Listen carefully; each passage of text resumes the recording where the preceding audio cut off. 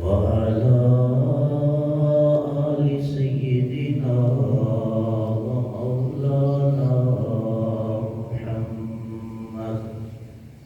الصلاة والسلام عليك يا سيدي يا رسول الله. الصلاة والسلام عليك يا سيدي يا سيد الأولين والآخرين. حمد و ثنا کے بعد معزز و محتشم حضرات سامعین کرام، سورہ بنی اسرائیل کی پہلی آیت مبارکہ تلاوت کرنے کا شرف حاصل کیا. آپ حضرات اس امر سے بخوبی آگاہ ہیں. آج انشاءاللہ عزیز رات شب معراج ہے، 27ویں شب، اور یہ بھی آپ جانتے ہیں کہ 27ویں رات جو ہے رجب شریف کی، یہ وہ رات ہے جس رات کو اللہ تبارک و تعالیٰ نے اپنے محبوب اکبر صلی اللہ علیہ وسلم کو شرف دیدار عطا فرمایا. دنیا میں رواج ہے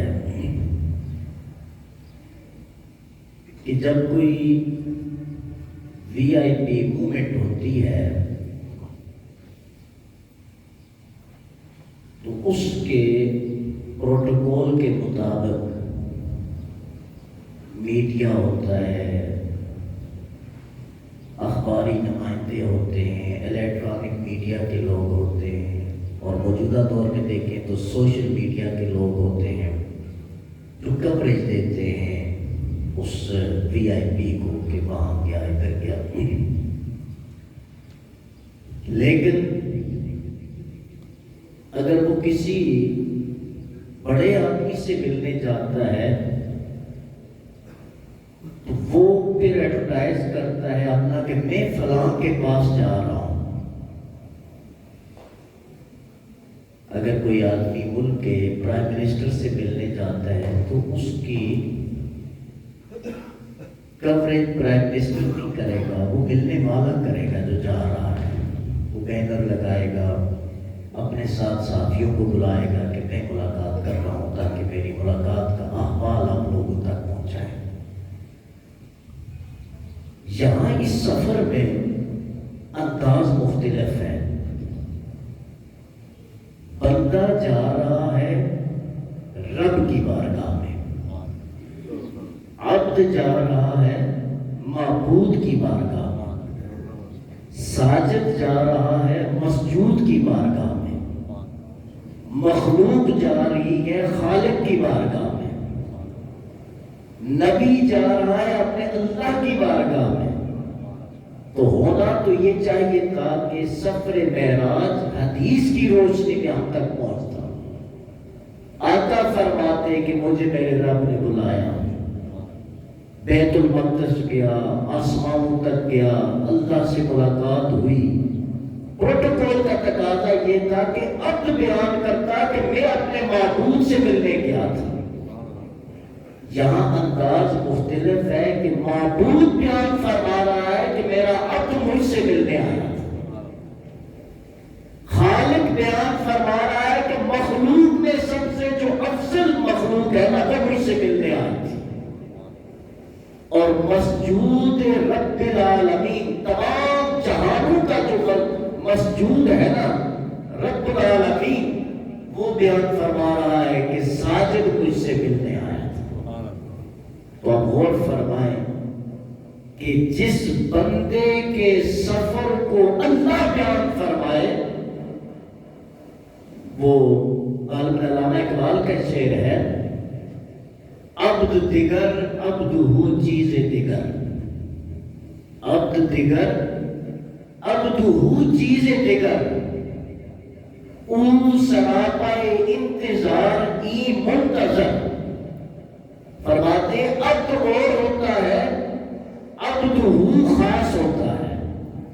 جو صرف عبد ہو وہ سراپائے انتظار ہوتا ہے، اور جو عبدہ ہو وہ منتظر ہوتا ہے کہ اس کی انتظار کی جا رہی ہوتی ہے. جبریل امین حاضر خدمت اقدس ہوتے ہیں اور عرض کرتے ہیں یا محمد صلی اللہ علیہ وسلم، اے سراپائے حمد و ستائش. اب جانتے ہیں کہ محمد اس میں گرامی جو ہے اس کا معنی کیا ہے؟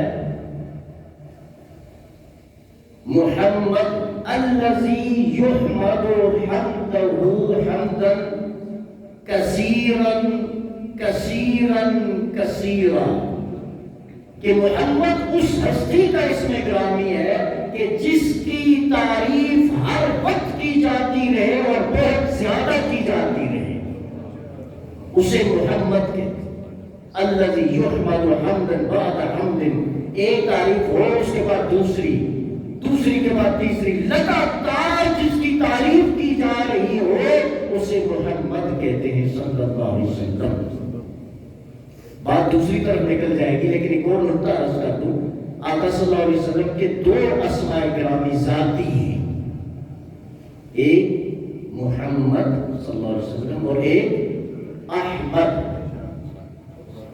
وَمُبَشِّرًا بِرَسُولٍ يَأْتِي مِن بَعْدِ اسْمُهُ أَحْمَدُ. حضرت عیسیٰ علیہ السلام نے اپنی رسالت کے حق میں دلیل کے طور پہ بیان فرمایا کہ میں خوشخبری سنا رہا ہوں ایک عظیم الشان نبی کی جو میرے بعد تشریف فرما ہوں گے اور ان کا اس میں گرامی احمد ہوگا. تو محمد کا معنی کیا ہے؟ الذی یحمد حمدا بعد حمد، جس کی ہر وقت تعریف کی جاتی رہے اسے محمد کہتے ہیں. اور احمد اس ہستی کا نام ہے جو سب سے زیادہ اپنے رب کی حمد بیان کرنے والا. تو فرمایا عبد دیگر عبدہ چیز دیگر. عبد اور ہے، اشارہ ہے حضرت موسیٰ علیہ السلام کی طرف جب کوہ طور پہ تشریف فرما ہوئے، عرض کی رب ارنی انظر الیک، مالک تیرا دیدار کرنا چاہتا ہوں. رب نے فرمایا لن ترانی، موسیٰ برداشت نہیں کر سکو گے. ہاں اگر زیادہ چاہتا ہے تو میں اپنی تجلی جو ہے اس کوہ طور پہاڑ پہ میں ڈالتا ہوں. فَنِسْتَقَرَّ مَكَانُهُ فَسَوْفَ تَرَانِی، اگر میری تجلی، میرے انوار و تجلیات کو کوہ طور برداشت کر سکا پھر موسیٰ میرا دیدار کر لینا. اور جب اللہ نے تجلی کوہ طور پہ فرمائی، کوہ طور تو برداشت نہ کر سکا، خر موسیٰ صاعقا، اللہ فرماتا ہے موسیٰ علیہ السلام بے ہوش ہو گئے. ڈائریکٹ تجلی نہیں تھی، کوہ طور پہ تھی جس کو حضرت موسیٰ علیہ السلام برداشت نہ فرما سکے. اور ادھر جبریل کو بھیجا جاتا ہے، جبریل میرے محبوب کے پاس جاؤ. وہ اپنی پھوپھی ذات ہمشیرہ کے گھر مسجد حرام اس وقت جہاں موجود ہے، جن حضرات کو اللہ نے توفیق دی ہے، میرا خیال ہے آپ میں سے اکثر ہوں گے، آپ جب حجر اسود کے بالکل سامنے بیٹھے مسجد حرام کے صحن میں، وہاں ایک پلر ہے اور ساتھ ہی سیڑھیوں پر مسجد حرام کی طرف جاتی، وہاں اس پلر اور سیڑھیوں کے ساتھ نیچے بیٹھے اور حجر اسود کی طرف منہ کر کے بیٹھے. تو جو حجر اسود کے سامنے جگہ ہے نا جہاں بیٹھے گے، ان سیڑھیوں کے پاس، سیڑھیوں کی لیفٹ سائڈ کے نیچے بیٹھے گے، وہ خاص مقام ہے جو حضرت ام ہانی کا گھر تھا. اور وہ جگہ ہے جہاں آقا صلی اللہ علیہ وسلم آرام فرما تھے اور جبریل امین حاضر ہوئے اور عرض کی اے محمد صلی اللہ علیہ وسلم، اے محبوب کائنات بیدار ہو جائیے، ان کے لیے منتظر ہے. اللہ آپ کی انتظار فرما رہا ہے. اللہ آپ کو دیکھنا چاہتا ہے. قربان جائیں آقا کے مقام پر, آقا کے مقام پہ قربان جائیں. وہ عظیم آقا کہ جن کی ملاقات کے لیے میرا رب بھی مشتاق ہے. ساری دنیا رب کی رضا چاہتی ہے, اور رب چاہتا ہے رضائے محمد. اللہ اپنے محبوب کی رضا چاہتا ہے. وَلَسَوْفَ يُعْطِيكَ رَبُّكَ فَتَرْضَىٰ. محبوب آپ کا رب آپ کو اتنا عطا فرمائے گا کہ آپ راضی ہو جائیں گے, آپ راضی ہو جائیں گے.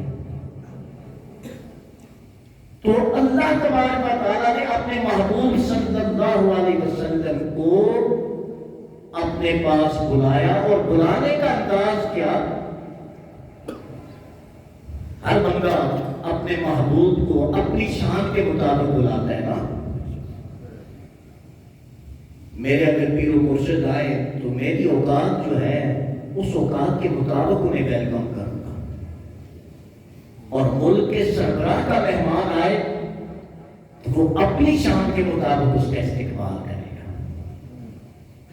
اور رب کا مہمان آئے تو پھر رب اپنی شان کے مطابق استقبال کرتا ہے. اور استقبال کیسے تھا؟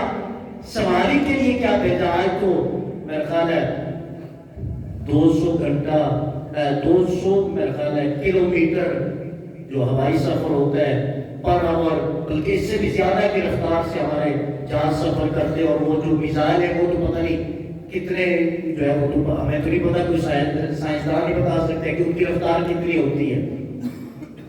لیکن رب نے جو سواری اپنے محبوب کے لیے بھیجی وہ کیسی تھی؟ اب اس کا ایک اندازہ کر لیں. سواری کا کیا نام تھا؟ براق. آئی کہاں تھی؟ کہاں سے تھی؟ جنت سے. سواری کا نام کیا تھا؟ براق. آئی کہاں سے تھی؟ جنت سے. کیا کوئی بندہ دنیا میں رہ کے جنت کی چیز استعمال کر سکتا ہے؟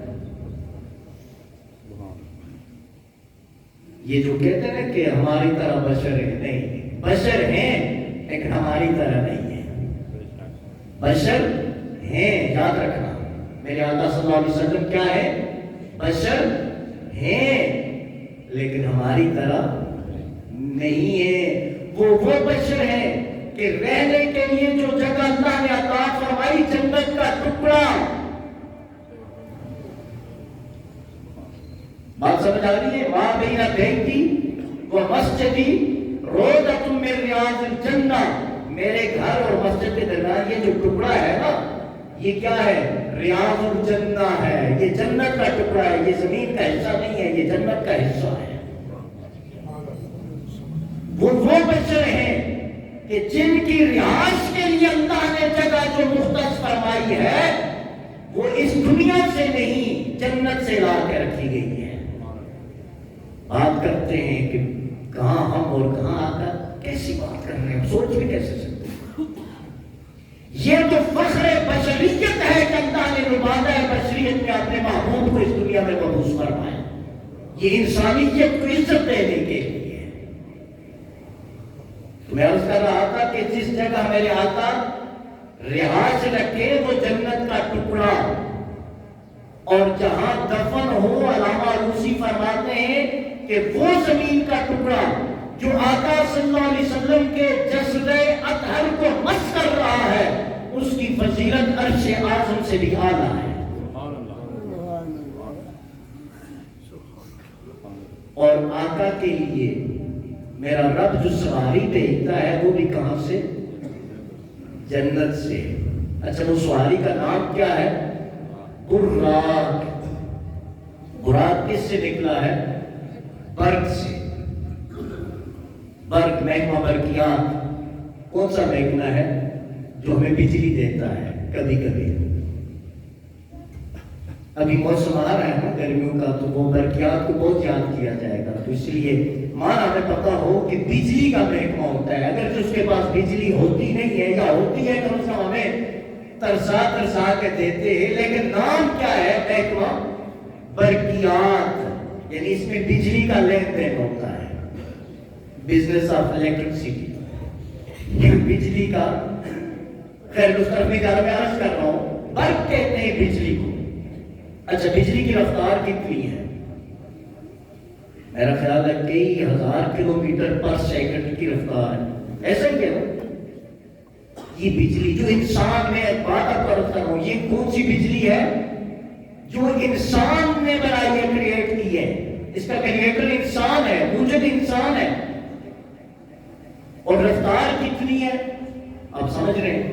پاور کتنا ہے کہ اگر ہاتھ لگ جائے تو بندہ جان سے جائے، ایسا ہی ہے۔ یہ عام بجلی ہے۔ بہت ساری بجلیاں جب جمع ہو جائے تو اسے عربی میں براق کہا جاتا ہے۔ بہت ساری بجلیاں، بہت سارے الیکٹرک پاورز جو ہے اکٹھے ہو جائے اسے کیا کہا جاتا ہے؟ براق کہا جاتا ہے۔ تو وہ بجلیوں کا جو مجموعہ ہے جس پہ انسان بیٹھنا تو دور کی بات ہے، چھو نہیں سکتا، اللہ اپنے محبوب کو بطور سواری وہ پیش کر رہا ہے۔ تو کوئی مماثلت ہے ہماری اور آقا کی؟ بشر ہیں، لیکن وہ بشر ہیں کہ جو سواری کرتے ہیں تو براق پہ، اور تیز رفتار کتنا ہے وہ براق؟ صحیح حدیث شریف ہے، ترمذی شریف کی حدیث مبارکہ، آقا صلی اللہ علیہ وسلم نے ارشاد فرمایا جہاں اس کی نظر پڑتی تھی وہاں اس کا قدم پڑتا تھا، اتنی اس کی رفتار تھی۔ تو آپ جہاز کی پشت پہ بیٹھ کے سفر کریں تو اندازہ ہو جائے گا کہ کر سکتے ہیں یا نہیں۔ تو آقا براق کی پشت پر سوار ہیں، اور سپیڈ کتنی ہے؟ جہاں نظر پڑتی ہے، ہماری نظر اٹھے تو پہلے آسمان تک جاتی ہے، اور جنت کا جو براق ہے اس کی نظر کتنی دور جاتی ہوگی تصور فرما لیجیے۔ اتنی سپیڈ سے سفر، اور پھر آقا جب گزر رہے ہیں اتنی سپیڈ سے، یہ مسلم شریف کی حدیث مبارک ہے، آقا صلی اللہ علیہ وسلم نے ارشاد فرمایا رأیت موسیٰ وہو یصلی فی قبرہ، موسیٰ کے پاس سے میں گزرا، وہ اپنی قبر میں نماز پڑھ رہے تھے۔ سفر اتنی سپیڈ سے ہو رہا ہے، اور نظر کیا ہے؟ موسیٰ علیہ السلام عالم روحانیت میں، عالم برزخ میں، اپنی قبر انور کے اندر کس کیفیت میں ہے؟ آقا صلی اللہ علیہ وسلم زمین کے نیچے اس سے بھی ادا ہوتے جا رہے ہیں۔ اچھا سفر جو اتنی سپیڈ سے ہوا، جب بیت المقدس پہنچتے ہیں تو استقبال کرنے والوں میں حضرت موسیٰ پہلے سے وہاں موجود بھی ہیں، یہ بات تو آپ جانتے ہیں نا۔ آقا اتنی رفتار سے جا رہے ہیں، آقا کے بیت المقدس پہنچنے سے پہلے حضرت موسیٰ علیہ السلام موجود ہوتے۔ علماء نے بڑی بحث کی کہ یہ کیسے پاسبل ہے؟ تو میرے حضور ضیاء رحمۃ اللہ علیہ نے بڑی پیاری بات ارشاد فرمائی۔ آپ فرماتے ہیں بات اصل میں یہ ہے، آقا اپنی سپیڈ سے نہیں جا رہے تھے، یاد رکھنا، وہ براق کی رفتار سے جا رہے تھے۔ وہ براق کی سپیڈ، اور حضرت موسیٰ علیہ السلام نبوت کی سپیڈ سے پہلے پہنچ گئے تھے۔ فرق سمجھ میں آیا کہ براق اگرچہ تو تیز ہے لیکن نور نبوت کے سامنے اس کی سپیڈ بھی کم ہے، ایک بات۔ اور دوسری بات ارشاد فرمائی کہ جو پروٹوکول آفیسرز ہوتے ہیں ان کی گاڑیاں تیز جاتی ہیں، جنہوں نے مہمان کو، چیف گیسٹ کو ویلکم کرنا ہوتا ہے، وہ پہلے جگہ پہ پہنچتے ہیں، چیف گیسٹ بعد میں آتا ہے۔ تو تاجدار انبیاء نے بعد میں آنا تھا، اور سارے انبیاء نے استقبال کے لیے پہلے بیت المقدس پہنچنا تھا۔ یہ شان ہے، وَرَفَعْنَا لَكَ ذِكْرَكَ، یہ میرے محبوب کی شان ہے۔ اور یہ وہ سفر معراج ہے جس کو جو میں نے پہلے آغاز میں بات عرض کی تھی کہ عموماً چھوٹے لوگ بڑوں کے سفر کو بیان کرتے ہیں، اور یہاں رب دو عالم اپنے محبوب کے سفر کو بیان فرما رہا ہے۔ اور ارشاد کیا ہوا؟ سبحان الذی اسریٰ، پاک ہے وہ ذات۔ سبحان کسے کہتے ہیں؟ سبحان اس ہستی کے لیے بولا جاتا ہے جو ہر عیب سے، ہر کمی سے، ہر کجی سے، ہر نقص سے، ہر کوتاہی سے، ہر غلطی سے، ہر خطا سے مبرہ، منزہ، پاک اور مصفہ ہو، جس سے کوئی غلطی نہیں ہو سکتی، جس میں کوئی کمی نہیں ہو سکتی، جس میں کوئی کجی نہیں ہو سکتی، جس سے کوئی کوتاہی نہیں ہو سکتی، اس ہستی کے لیے سبحان بولا جاتا ہے۔ تو اللہ نے فرمایا کہ ہر عیب، ہر نقص، ہر کجی، ہر کمی سے مبرہ اور منزہ ہو۔ یا اللہ اس کی دلیل کیا ہے؟ فرمایا اگر میری قدرت کا جو ہے مشاہدہ کرنا چاہتے ہو تو میرے محبوب کے سفر معراج کو دیکھ لینا۔ دلیل یہ ہے الذی اسریٰ بعبدہ، جو اپنے بندہ خاص کو رات کے ایک چھوٹے سے حصے میں لے گیا، من المسجد الحرام الى المسجد الاقصی، مسجد حرام سے مسجد اقصی تک کیوں لے کر گیا؟ لنریہ من آیاتنا، رب اپنی نشانیاں اپنے بندہ خاص کو دکھانا چاہ رہا تھا۔ حدیث میں آتا ہے جب آقا صلی اللہ علیہ وسلم اللہ کی بارگاہ میں حاضر خدمت ہوئے، میں آپ حضرات سے معذرت کرنا چاہوں گا، میرے ذہن میں بھی نہیں رہا، یہ وہ ٹاپک تھا اس پہ کم از کم 2-3 جمعے ہونے چاہیے تھے، بلکہ یکم رجب سے ہی شروع کرتے تاکہ ہم تھوڑا بہت اس کو کور اپ کر سکتے ہیں۔ تو بہرکیف میرا خیال ہے کچھ باتیں آپ کی خدمت میں اگلے جمعے پہ بھی عرض کروں گا۔ یہاں ایک بات عرض کر کے میں اجازت چاہوں گا کیونکہ وقت ہو چکا ہے۔ ایک تو یہ جو بات میں نے عرض کر دی، عبد دیگر عبدہ، چیزیں دیگر، اور دوسری روایات میں آتا ہے جب آقا صلی اللہ علیہ وسلم اللہ کی بارگاہ میں حاضر ہوئے تو اللہ نے ارشاد فرمایا محبوب تجھے کون سی نسبت عطا کی جائے؟ بما اشرفک یا محمد صلی اللہ علیہ وسلم، اے محبوب کس نسبت سے میں تجھے مشرف فرما دوں؟ تو آقا نے عرض کی بنسبت العبودیت الیک، میرے رب اپنی بندگی کی نسبت مجھے عطا فرما، بے عبدی، عبد، میرے رب مجھے اپنی بندگی کی نسبت عطا فرما دے۔ اور اللہ کی بارگاہ میں تحفہ کیا پیش کیا آقا صلی اللہ علیہ وسلم نے؟